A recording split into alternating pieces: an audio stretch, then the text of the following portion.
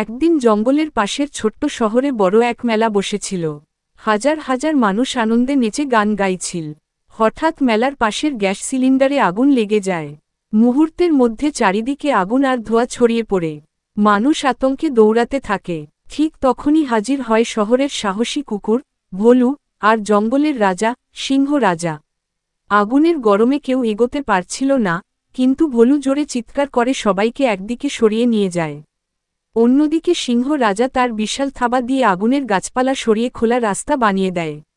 ভোলু ছোট ছোট বাচ্চাদের মুখে পানি এনে দেয়, আর সিংহ রাজা পুলিশ ও দমকলের রাস্তা পরিষ্কার করতে সাহায্য করে। মানুষের চিৎকার ধীরে ধীরে শান্ত হয়। দমকল এসে আগুন নেভায়, আর সবাই দেখতে পায় ভোলু আর সিংহ রাজা এখনও আগুনের ধোঁয়ায় দাঁড়িয়ে আছে, যেন প্রকৃত বীর। পরের দিন শহরের সবাই তাদের জন্য এক অনুষ্ঠানের আয়োজন করে।